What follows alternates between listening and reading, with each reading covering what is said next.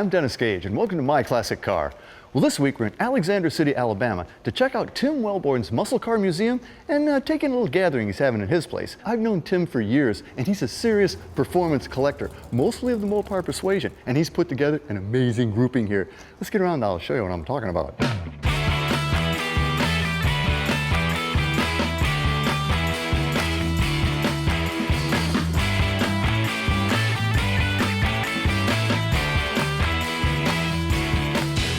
Tim, great to see you again, man. Good to see you too, Dennis. Well, you know, been a few years. It has been a few years. And I was thinking back about that. I think I met you 15 years ago in Talladega. That's right. So we came down and we did your collection, and then actually this was the one we drove. This is the one we drove in your show that whole time. Yeah, it was a lot of fun. This has got to be one of the most heavily optioned Chargers ever built. It is exactly that. This car here with a sunroof and a Hemi, that is king of the hill. I don't remember ever seeing one of these with a sunroof. That's because they only built 31 Chargers. That was it. And yeah, and with the Hemi engine, like 2. Wow, So they are extremely rare. You have so many cars, and now here at the museum, you've got a place to show them all. This is actually. Well, this is Miss Pam's car here. This is your wife's car, right? And it's Panther Pink. They only made 2 of these. That's what's so cool about this car. Only 2 Chargers in Panther Pink? 446 pack. They built 2 cars. Oh, with a 6-pack. And what a difference body-wise, 70 to 71. Yeah, They're just it's night and day. But this was the car, if I recall correctly, Right. this was the car that started This one it all. is special to my heart here. Why? Because this is my dad's car. And This very one I was used your to dad's sit in this car when I was 9 or 10 years old and dream about driving it when I got 16. When I got 16, those keys evaporated. That's why the car's still here and I'm still here. Your dad's a wise man. Yeah, that's because for sure. a Hemi Charger With a 16-year-old, not a good combination. Not with me liking Dodges and performance the way I thought I had to when I was a kid. Well, you know, this is kind of interesting. I mean, your dad bought himself a pretty bad car back The only in the day. complaint was Mom didn't like it, no air conditioning. But well, it takes power. Dad's you know? wanted that Hemi. 'Cause with a Hemi, you can't have air. So. And that had that pneumatically controlled. That's the Ram Charger hood. Ram Charger hood. It was one of those things that signaled to the guy next to the red light with you. Don't mess with me. Yeah, ease that up. I think he'd get the hint what was about to happen. Well, hey, wait a minute. We got a GTX here. Yeah. Where's the GTX among all these Chargers? That's right. And I like these too. And here you go again. This is the most expensive GTX, or the most expensive Mopar built in 1971. Well, that was the high end. This was really high. This was luxury muscle. And then this one came with a sunroof, 4-speed, cassette player, power windows, the Hemi engine. This was the highest list price car that Chrysler rolled across for muscle cars in 1971. Even with this, really cool interior. Yeah, it's a houndstooth interior. Man. Now, not only Chargers, not only GTXs, you got a great Cuda and Challenger grouping over here. Yeah, this is the drop top section over here. But yeah, you got a Cuda convertible 440, and then you've got a 383 plumb crazy Challenger, and then this is one of the Chrysler promo cars right here. Oh, no kidding. And what they did, there were 6 of these made with a 440 Magnum engine, and it's got every option. They were all red, white, power windows, because they were sending them out for people to see how you could option them. That's a kind of a significant car. It is, and it's a beautiful machine. Pam really likes this one, the red-white combination. Yeah. You can't hardly beat that. And she looks marvelous. She does look good. And this is a great car. This car's winning won major shows like everything there is to win. And it's restored so beautifully, and the car is awesome. And, first year for this body style, yep, 68, first year, right? 68. You got, all this just great muscle and this great old building. What is this thing? This is an old dealership, This is actually right? an old car dealership, not Mopar. I wish it had been. We That might have found some old perfect. parts, in the attic, but we have a few parts up there now.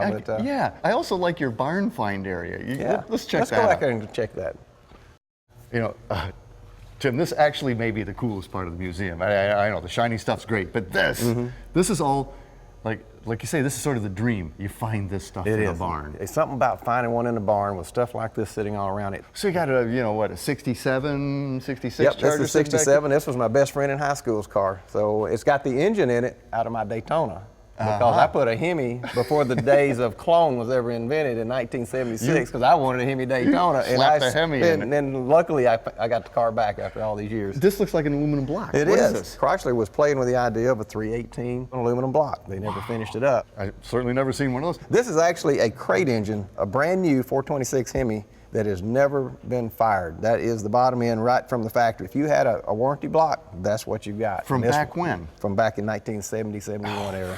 And it's sitting there waiting for a car someday.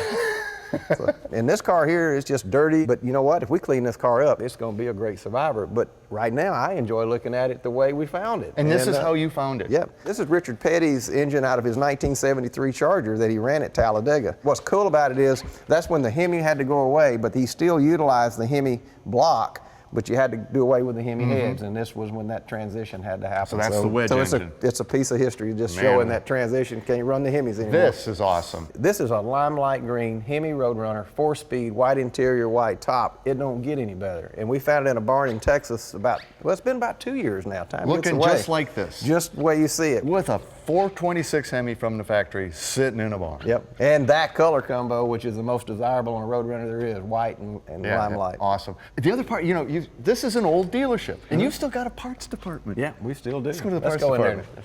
Show you a few things. See what you got.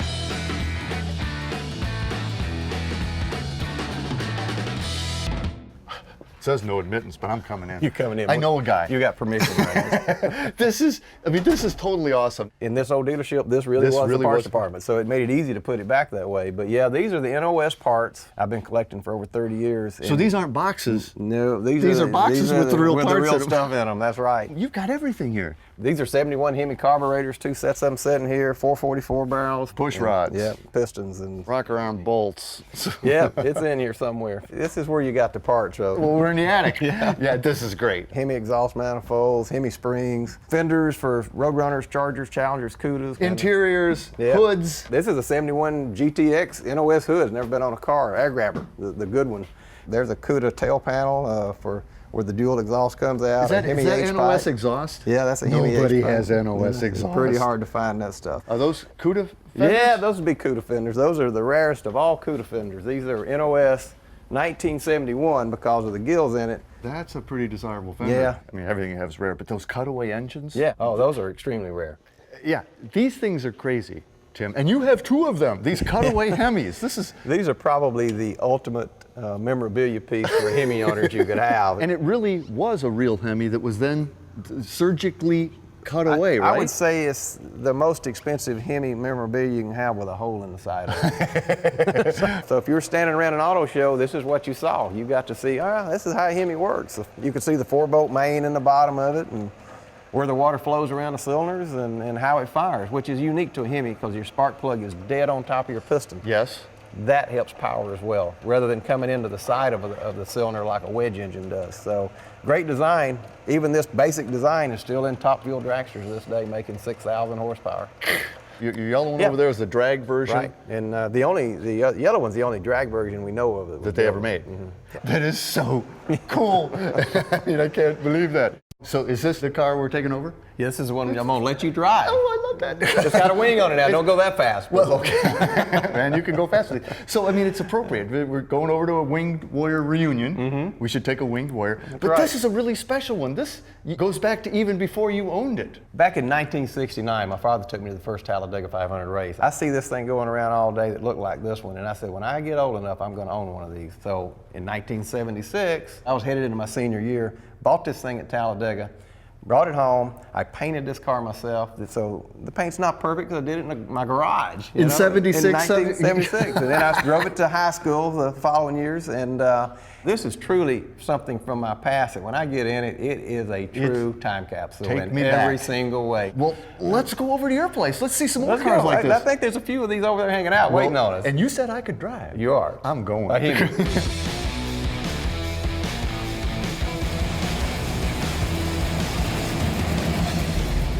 This feels nice.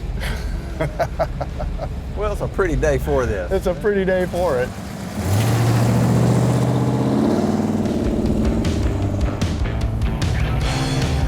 Well, feels like a Hemi and runs like a Hemi. But it's surprisingly civil when you don't have your foot in the carburetor. Yeah. That's right. They're actually great engines to idle around with.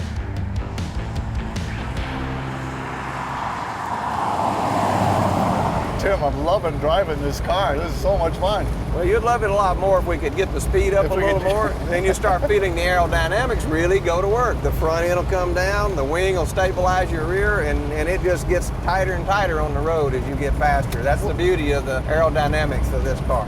Up until then, it's pretty much just a regular Charger as far as feel. But it don't look like one. No. Imagine seeing one of these come down the street in 1969 when you had never seen one before. Well, I had that experience in 1969, Did you? and they were the doggondest looking thing I'd ever seen. I'm like, what is that? I know. The thing about these cars and the Plymouth Superbird, you remember every one you ever saw. Absolutely. In the place you saw it in, because it imprints your brain with it. It made an impression. Yeah.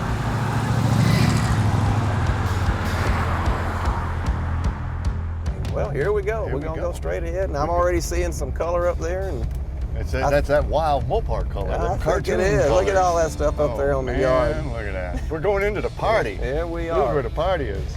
She's got enough power to make this hill, doesn't she? I would hope think this so, Hemi yeah. would get up. Oh, look at that lineup right there. Oh, boy. It's going to be some fun walking around here today. I'll say. Tim, this has been an absolute blast. You got a lot of guests. You got things to do. I'm going to go check out some of these cars.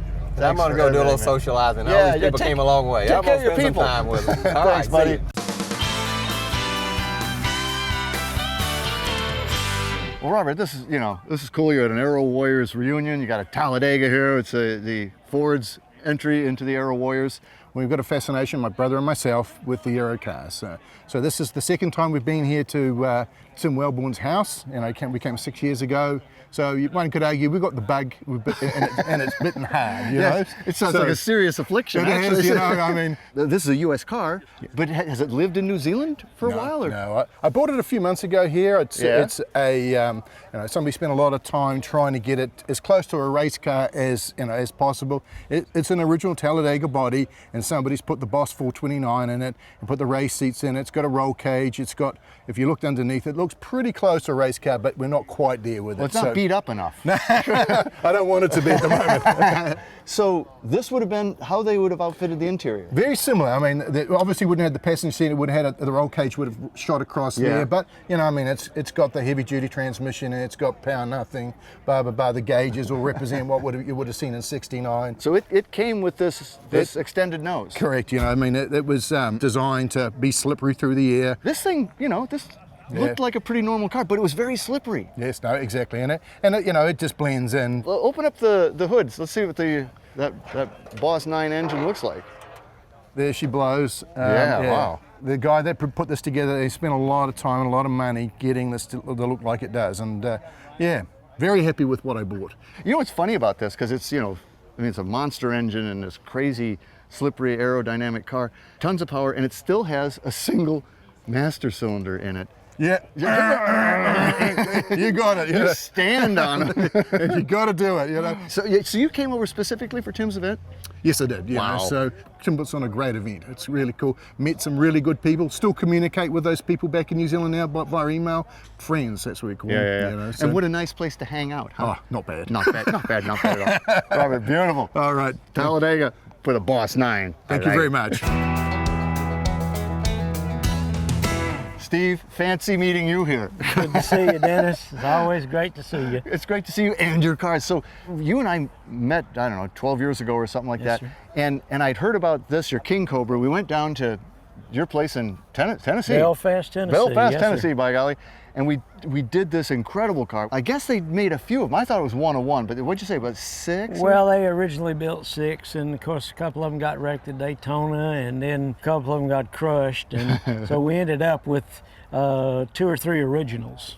And is that all that's left? That's Yeah, they're starting to come back now. People are cloning them. Yeah. So, this was a Shinoda design, wasn't it? yes, this Larry was a Shinoda. Shinoda, same guy that designed the Corvette Stingray. And what I'd heard about these, and part of the reason they wrecked was that front end really worked. It really pulled the front end down, It but it did. sort of lifted the back end up. It did. Right. That's not a good combo.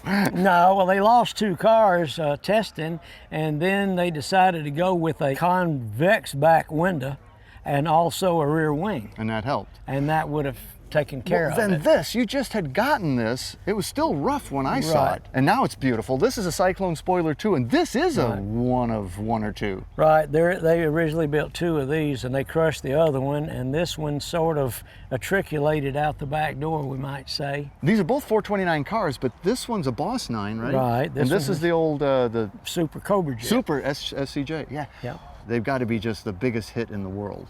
They're a lot of fun. They're a lot of fun. They're a lot of fun. Well, Steve, I'm glad you brought them out. This beautiful, the King Cobra and the Cyclone spoiler too. Yes, sir, Dennis. It's always a pleasure. Wow, pleasure's all mine. Thank you. Oh man, Tim Wellborn's Muscle Car Museum here in Alexander City, Alabama is really something to see. And then couple it with a Winged Warriors reunion at his place, I've had a good day.